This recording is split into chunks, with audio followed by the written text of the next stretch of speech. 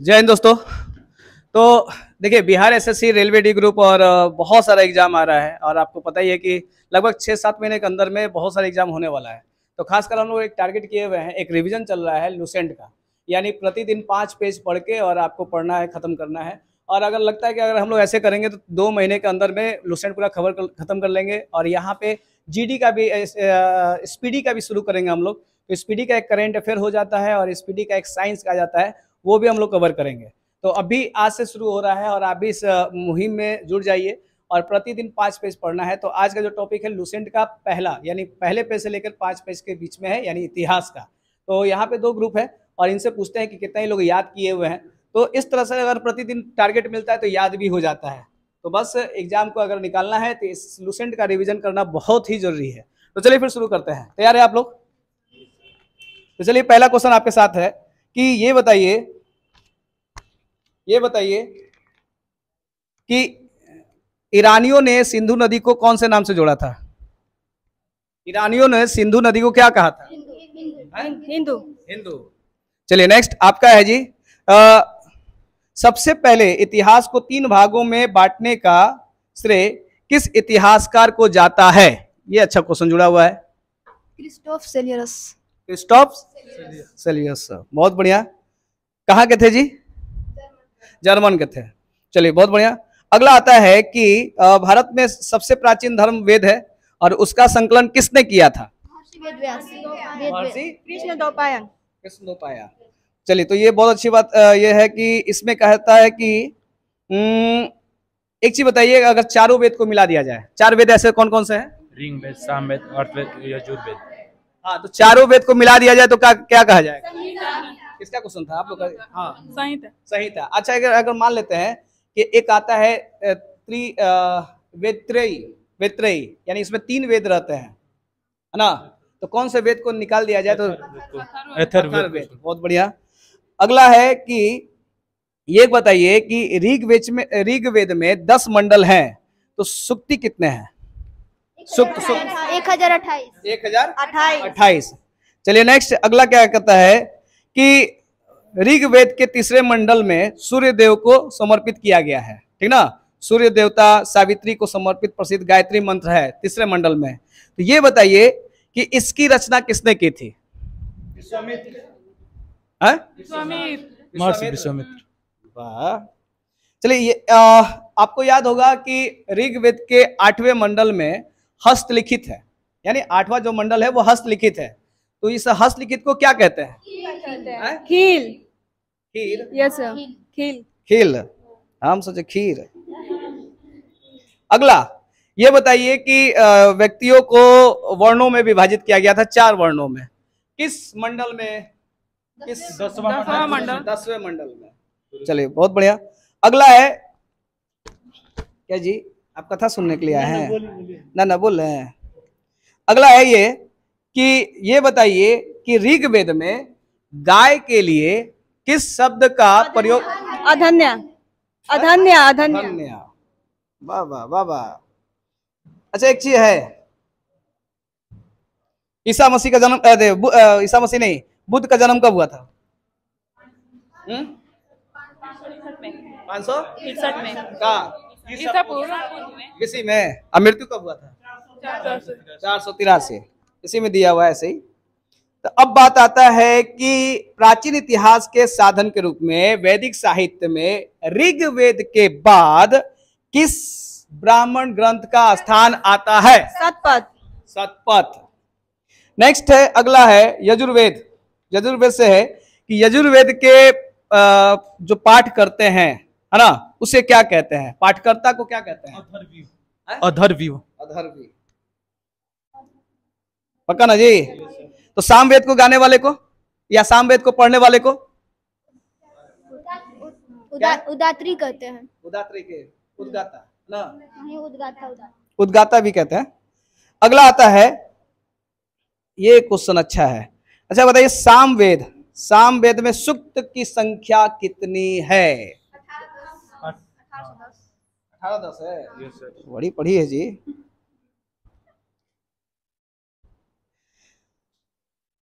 अच्छा, एक चीज है, किन 2 वेदों में किसी भी विशिष्ट ऐतिहासिक घटना का वर्णन नहीं मिलता है।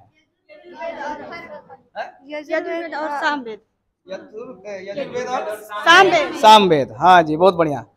आप लोग का है अथर्ववेद में जादू टोना वशीकरण के बारे में बोला गया ना, तो अथर्ववेद में मंत्रों की संख्या कितनी है? ऐसे तो एग्जाम में ये सब नहीं आता है, मंत्रों की संख्या लूसेंट है तो उसका देखते हैं कितना याद है कितना नहीं याद है। 731। बहुत बढ़िया। अब बताइए आप लोग, ये बताइए किस वेद में औषधि का उल्लेख किया गया है? अथर्ववेद। अथर्ववेद। अच्छा, एक्चुअली अथर्ववेद में आपका मगध का भी उल्लेख किया गया है, गन्ना का भी उल्लेख किया गया है, औषधि का भी उल्लेख किया गया है सर्वप्रथम। चलिए अगला आते हैं, नेक्स्ट अगला पेज है। कहा जाता है कि प्रजापति की 2 पुत्रियां हैं, एक है सभा और एक है समिति। ये किस वेद में कहा गया है? ऋग्वेद। ऋग्वेद, अथर्ववेद। अथर्ववेद में। अथर्ववेद में इधर का क्वेश्चन था, इधर का था, हार का था, इधर का था। ये रे जाई का। अब किसका बारी है? अब आप लोग का बारी है। अच्छा, सबसे प्राचीन वेद तो ऋग्वेद है, सबसे नया वाला कौन सा है? अथर्ववेद। ये तो दूध भात वाला क्वेश्चन हो गया ना। चलिए अब आते हैं, इसमें पूछते हैं कि ये बताइए, हर वेद का तो ब्राह्मण ग्रंथ होता है, तो ऋग्वेद के ब्राह्मण ग्रंथ 2 हैं, मतलब 2 फेमस नाम है, उनका नाम बता सकते हैं कोई? जी, तो आप बताइए पंचविश किसका है? सामवेद का। अच्छा, तो ये बताइए गोपद किसका है? अथर्ववेद। बड़ा धीरे आवाज निकल रहा है जी, क्या बात है, भुला भुला होगा ना? ना, जब ना आता है ना या भुला भुला होता है तो धीरे धीरे आवाज निकलता है। हाँ, अब एक क्वेश्चन ये आता है कि स्त्रियों की सर्वाधिक गिरी हुई स्थिति किस संहिता से प्राप्त होती है? और मैत्रेयी संहिता। मैत्रेयी सभ्यता। और इसमें कहा गया कि जुआ और शराबी की भांति स्त्री को पुरुष का तीसरा दोष बताया गया। और यहाँ पे ये भी आता है कि स्मृति में सबसे प्राचीन स्मृति मनुस्मृति है, ये तो कंफर्म है। तो इसमें किस वंश के बारे में कहा गया है? शुंग वंश। बहुत बढ़िया। अगला है नारद स्मृति जो है किस वंश से रिलेटेड है? गुप्त वंश। नहीं, गुप्त वंश। हाँ, गुप्त वंश है, बिल्कुल सही जवाब। आप लोग को बताना है कि वेदांग 6 हैं, कौन कौन से हैं? हाँ, शिक्षा, ठीक, कल्प, ज्योतिष, छंद और निरुक्त, व्याकरण। वाह, छवि जंक्शन। अच्छा, एक यहाँ फिर से दिया हुआ है, पुराण दिया हुआ है ना? तो ये पुराणों की संख्या तो 18 है, ये तो कंफर्म है। तो गुप्त वंश के पुराण, गुप्त वंश से संबंधित पुराण कौन से हैं? कौन सा? विष्णु पुराण। गुप्त वंश है, कंफर्म बताइए। एक ये लोग गलती किए हैं।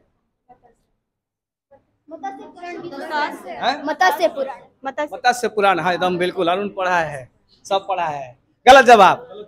हाँ बताइए। वायु पुराण। बराबर। ले बिलैया हो गया।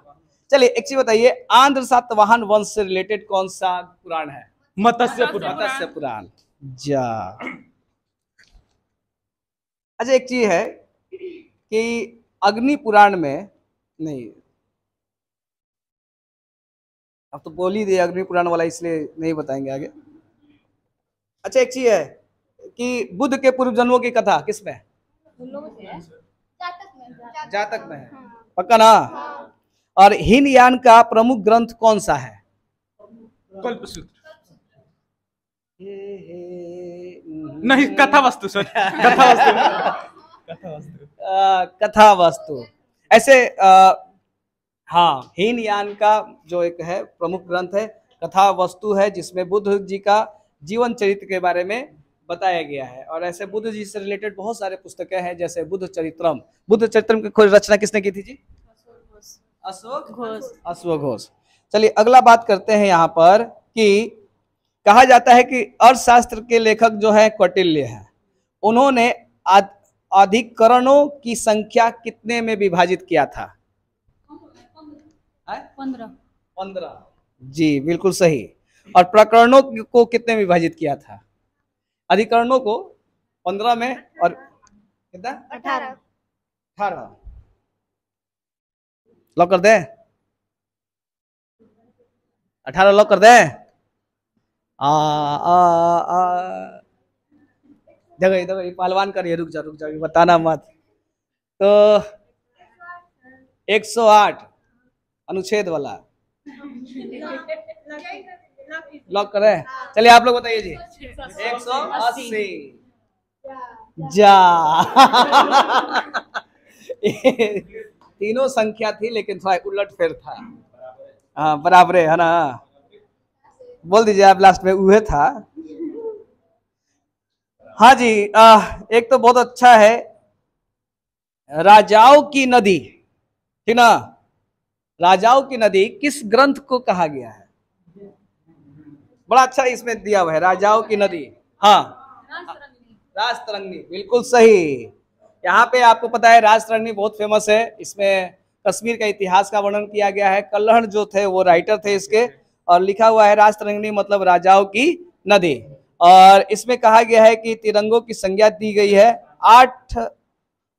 8 सर्ग है और इसमें 12वीं सदी के कश्मीर के शासकों का वर्णन किया गया है। और इसी में बताया गया है कि जो कश्मीर श्रीनगर जो था वो अशोक ने बसाया था। चलिए अगला बात आता है कि अरबों की सिंध विजय का उल्लेख किस ग्रंथ में किया गया है? सचनामा। राइटर अली अहमद। अगला है संस्कृत भाषा की व्याकरण की पहली पुस्तक का नाम क्या है? अष्टाध्यायी। पाणिनि उसके लेखक है।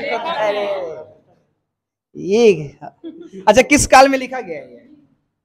अगर पूछ दे आपको अष्टाध्यायी किस काल से रिलेटेड है, जैसे कि गुप्त वंश से, मुगल काल से, मौर्य काल से, शुंग काल से, किस काल से रिलेटेड है? गुप्त काल। गलत जवाब है। चलिए ऐसे आप जवाब दे चुके हैं। अष्टाध्यायी जो है इसके तो लेखक आपको पता है। इससे मौर्य के पहले का इतिहास और मौर्यकालीन राजनीतिक की जानकारी प्राप्त होती है।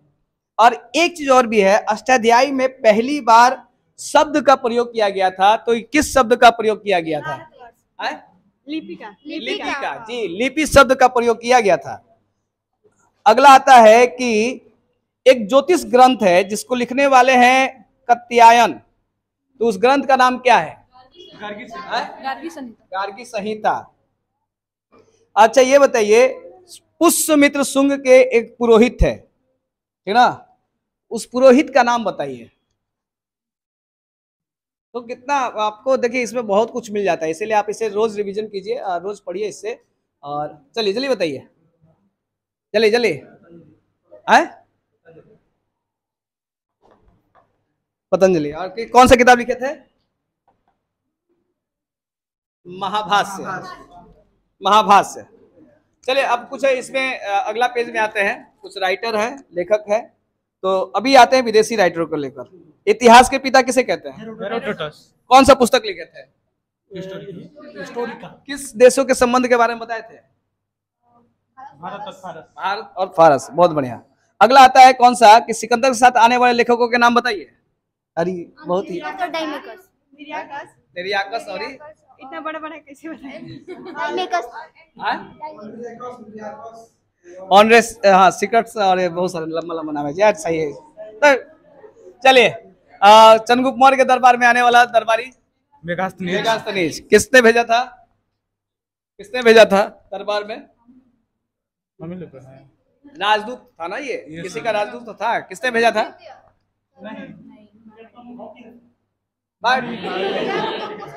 कहने का मतलब है सेल्यूकस निकेटर ने भेजा था। कौन सा पुस्तक लिखा था?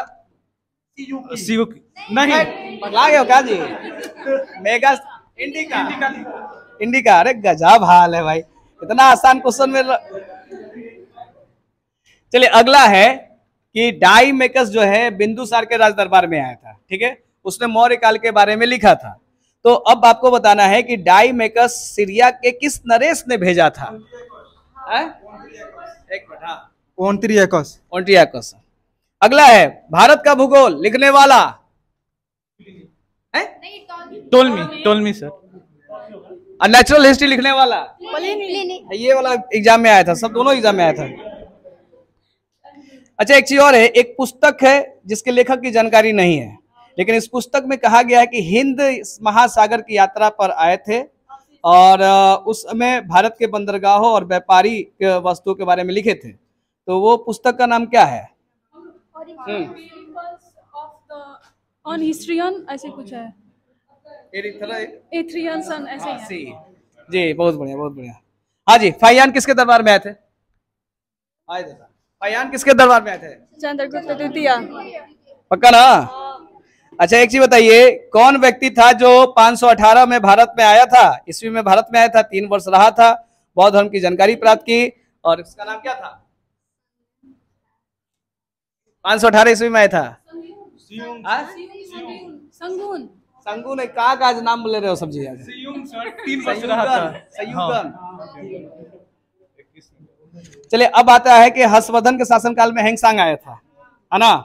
अब यहाँ सवाल ये उठता है कि वो भारत कितने वर्ष तक ठहरा था? 15 वर्ष। कौन सा किताब लिखा? सीयू की। एक और आश्चर्य की बात है, इसमें 138 देशों का वर्णन मिलता है और हर्षकालीन जो समाज, धर्म और राजनीति के बारे में वर्णन किया गया है, इसके अनुसार सिंध का राजा शूद्र थे और हैंगसांग ने बुद्ध की प्रतिमा के साथ साथ सूर्य और शिव की प्रतिमाओं का भी पूजन करते थे। चलिए अगला आता है कि जब हैंगसांग जब नालंदा में अध्ययन कर रहे थे तो उस समय कुलपति का नाम क्या था? शिलभद्र। जी, बहुत बढ़िया।